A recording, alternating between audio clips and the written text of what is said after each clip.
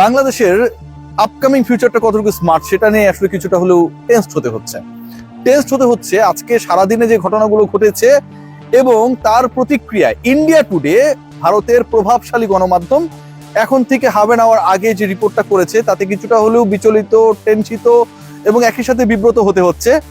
Bangladesh cricket board যদি এটার ব্যাখ্যা প্রপারলি না দেয়, যুব ও ক্রীড়া মন্ত্রণালয় এটার যদি প্রপার ব্যাখ্যা না দেয়, অথবা যেই চিঠির কথা বলা হয়েছে আসিফ নজরুল স্যার যুব ও ক্রীড়া উপদেষ্টা, তিনি তার বক্তব্যের শেষ পর্যায়ে বাফুফে ভবন পরিদর্শনে গিয়ে বলেছেন প্রয়োজনে সেই চিঠির কপি দেওয়া হবে। সেই কপিটা যদি সাংবাদিকদের কাছে না আসে তাহলে এটা বাংলাদেশের এক ধরনের নৈতিক পরাজয় হিসেবে পরিগণিত হবে।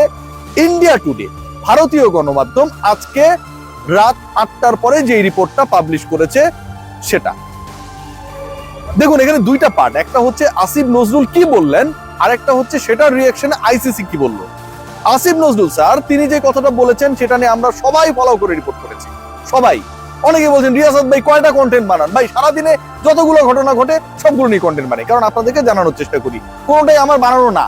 আগের কন্টেন্টে আমি এবং আমরা যে কথাটা বলেছিলাম, কি বলেছিলাম বাংলাদেশ যদি ইন্ডিয়ায় খেলতে যায় তাহলে সেখানটায় 3 ধরনের সিচুয়েশন তৈরি হতে পারে, এবং যেই 3 ধরনের সিচুয়েশন তৈরি হতে পারে এই সিচুয়েশনটা যে বাংলাদেশ দলকে অনেক বেশি ঝামেলার মধ্যে ফেলবে, ঝুঁকির মধ্যে ফেলবে, সেটা স্বয়ং আইসিসির নিরাপত্তা কমিটি বাংলাদেশ ক্রিকেট বোর্ড এবং বাংলাদেশ সরকারকে জানিয়েছে।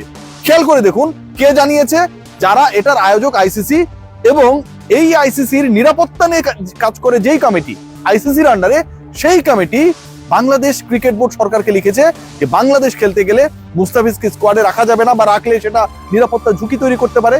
বাংলাদেশের ফ্যান্সরা তাদের জার্সি পরে স্টেডিয়ামে যেতে পারবে না, গেলে সেটা একটা নিরাপত্তা ঝুঁকি তৈরি করতে পারে।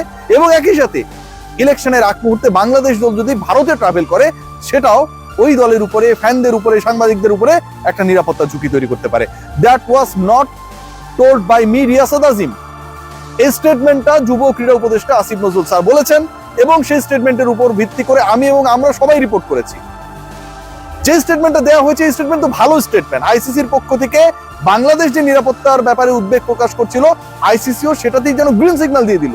তারাও উদ্বিগ্ন, তারাও 3টা পয়েন্টের কথা এখানটায় নিয়ে আসছে।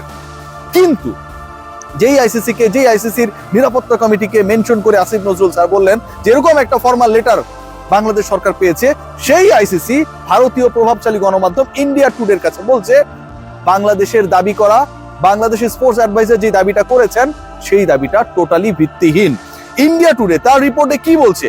তার রিপোর্টে বলছে the ICC has claimed that the security team has not written any letter to the Bangladesh Cricket Board. ICC claim করছে যে তার security team has not written any letter to Bangladesh cricket board. Bangladesh cricket বোর্ডের কাছে তারা কোনো ধরনের চিঠি লিখে নাই। তারপরে বলছে validating their safety concerns about travelling to India for the টি-20 ওয়ার্ল্ড কাপ 2026। বাংলাদেশের যে সেফটি কনসার্ন সেটাকে ভ্যালিডেটেড করে কোনো ধরনের চিঠি আইসিসির নিরাপত্তা দল, বাংলাদেশ ক্রিকেট বোর্ড এবং গভর্নমেন্টের কাছে লিখে নেই। গানের এক্সপার্ট জর্জ স্যাপ এবং মাইল্ড অন হ্যান্ডস টেকনোলজি সমৃদ্ধ অরিক্স ক্রিস্টাল ওয়াশ আপনার লন্ড্রি এক্সপার্ট। আসিফ নজরুল লিখেছেন আসিফ নজরুল বলেছেন এই চিঠির কপি আমাদেরকে দেওয়া হবে প্রয়োজনে। আইসিসি বলছে ইন্ডিয়া টুডের কাছে, তারাও একটা মিডিয়ার কাছে বলছে, আসিফ নজরুল স্যারও মিডিয়ার কাছে বলেছে যে এই দাবিটা অসত্য, এরকম কোন ধরনের নিরাপত্তা দল, আইসিসি নিরাপত্তা দল চিঠি লিখে নাই। এরপরে যে ঘটনাটা বলা হচ্ছে, Asif Nazrul the Bangladesh government's sports adviser told reporters on Monday, January 12th that the ICC had validated their concerns and said that the Bangladesh fans will face a security threat in India. বাংলাদেশের ফ্যান্সরা ইন্ডিয়ায় গেলে সিকিউরিটি থ্রেটে পড়বে। Asif Nazrul sir যেই কথাটা বলছেন সেটাকেও ICC ভারতীয় গণমাধ্যমে দেয়া তাদের কোর্ট সাক্ষাৎকার, তাদের সূত্র থেকে দেয়া তথ্যের ভিত্তিতে বলে দিচ্ছে এই তথ্যটাও সত্য না, এরকম কোনো ঘটনা ঘটে নাই, উড়িয়ে দিচ্ছেন। এখন আলোচনার বিষয় এখানটায় সত্যিটা কে বলছে? আমরা যারা গণমাধ্যমে কাজ করি আমাদের জানার জায়গা, আমাদের জানানোর জায়গা হচ্ছে সত্যকে। নিরাপত্তা হুমকি রয়েছে বাংলাদেশকে নিয়ে।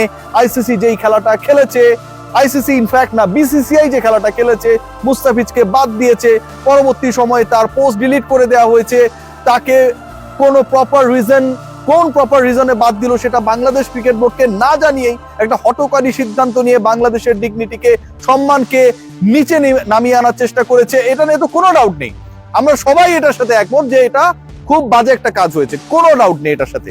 এবং এ কারণে বাংলাদেশ দল একজন ক্রিকেটারের নিরাপত্তা, একজন ক্রিকেটারের ডিগনিটি, একজন ক্রিকেটারকে সেফ রাখার ক্ষেত্রে যেই ক্রিকেট বোর্ড ব্যর্থ হয়, ভারতীয় ক্রিকেট বোর্ড, তারা আমার পুরো দলকে কিভাবে নিরাপত্তা দেবে, ফ্যান্সদের কিভাবে নিরাপত্তা দেবে, জার্নালিস্টদের কিভাবে নিরাপত্তা দিবে, সেই কনসার্নটা বাংলাদেশ ক্রিকেট বোর্ড দেখিয়েছে, সেটাও খুব ভ্যালিড। কিন্তু এরপরে যখন বলা হচ্ছে যে একই কনসার্ন আইসিসিও পোষণ করে, সেটাকে বলছে বাংলাদেশের স্পোর্টসের সর্বোচ্চ অভিভাবক আসিফ নজরুল স্যার সেই কথাটা বলছে এবং 3টা পার্টিকুলার পয়েন্ট নিয়ে বলছে। মুস্তাফিজকে খেলানো যাবে না, খেলালে নিরাপত্তা সংখ্যা তৈরি হবে, বাংলাদেশের ফ্যান্সের জার্সি পরা যাবে না, ইলেকশন কাছে চলে আসছে, এবং এটা জানিয়েছে হচ্ছে আইসিসি নিরাপত্তা টিম, নিরাপত্তা কমিটি। সেই আইসিসি বলে দিচ্ছে এগুলো সব ওয়াকওয়াস। ইন্ডিয়া টুডেকে দেয়া, তাদের গণমাধ্যমে দেয়া রিপোর্টে তারা এটা বলছে। বাংলাদেশ ক্রিকেট বোর্ড ইন্টারেস্টিংলি কিছুক্ষণ আগে পাঠানো হোয়াটসঅ্যাপ টেক্সটে আমাদের মিডিয়া গ্রুপে যেটা জানিয়েছে যে স্পোর্টস অ্যাডভাইজার যেই ব্যাপারটা বলেছে, এটা কোনো আইসিসির সাথে বাংলাদেশে ফর্মাল কমিউনিকেশন ছিল না। আইসিসির সিকিউরিটি টিম যদি বাংলাদেশ সরকারকে কোনো কিছু লিখে, সেটাকে কি ইনফর্মাল বলার সুযোগ রয়েছে? পয়েন্ট। যদি লিখে সেটাকে আপনি ইনফর্মাল বলার সুযোগ নাই।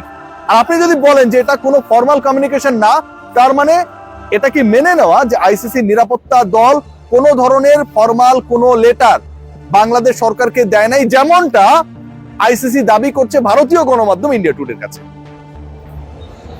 আজাদ মজুমদার, আমাদের প্রিয় বড় ভাই, তিনি তার ফেসবুক স্ট্যাটাসে বলেছেন যে এখন পর্যন্ত যেই কমিউনিকেশনটা হয়েছে বিটুইন আইসিসি এন্ড বিসিবি, সেখানটায়ও বাংলাদেশ ক্রিকেট বোর্ড যেই ওয়েতে কথা বলেছে, সেই কথাটাই তিনি বলার চেষ্টা করেছেন যে এটা কোনো ফর্মাল কমিউনিকেশন না। এখন পর্যন্ত we are waiting the result from the ICC, the decision taken by the ICC. তাহলে ব্যাপারটা দাঁড়াচ্ছে কি? এটা একটা ভয়ঙ্কর পর্যায়ে চলে যাচ্ছে। মানে বাংলাদেশের সর্বোচ্চ অথরিটিতে স্পোর্টসের দেখভালের দায়িত্বে এবং যিনি প্রথম সরকারের পক্ষ থেকে প্রকাশ্যে ঘোষণা করেছিলেন যে বাংলাদেশ ক্রিকেট দল ভারতে খেলতে যাবে না, ভারতের মাটিতে কোনো খেলা হবে না, আজও তিনি বলেছেন জ্বলে পুড়ে মরে ছারখার তবু মাথা নোয়াবার নয়। অনেকটা সেই রঙেই বলেছেন যে আমরা মাথা নত করব না। কিন্তু তিনি যেই দাবি করে এই কথাগুলো বলছেন যে আইসিসি আমাদের জানাচ্ছে যে এই ঘটনাগুলো ঘটতে পারে ভারতে গেলে, সেই আইসিসি বলছে এরকম কোনো কিছু আমরা বাংলাদেশ সরকারকে জানাইনি। তাহলে বাংলাদেশ সরকারের পক্ষ থেকে যিনি এই বক্তব্যটা দিলেন, তিনি কি ভুল বললেন? তিনি কি মিথ্যা বললেন? নাকি তাকে কেউ ভুলভাবে এই ব্যাখ্যাটা দিয়েছে? এটা কিন্তু অনেক বড় ডিগনিটির জায়গা। মুস্তাফিজকে না খেলানোটা যেমন আমাদের ডিগনিটিকে আঘাত করে, বাংলাদেশ সরকারের পক্ষ থেকে যদি এরকম একটা বক্তব্য আসে এবং সেটাকে যদি আইসিসি চ্যালেঞ্জ করে, সেটাও কিন্তু আমাদের ডিগনিটিকে আঘাত করে। Now it's time to prove who is the proper person, proper body saying the truth. কে সেটা? ক্রীড়া মন্ত্রণালয়, আসিফ নজরুল, নাকি ভারতীয় গণমাধ্যমে কোর্ট দেয়া, সাক্ষাৎকার দেয়া, তথ্য পাচার করা ICC? Let's see what happen. But যা হচ্ছে কোনোভাবেই মঙ্গলজনক না, চরম বিব্রতকর। Take care.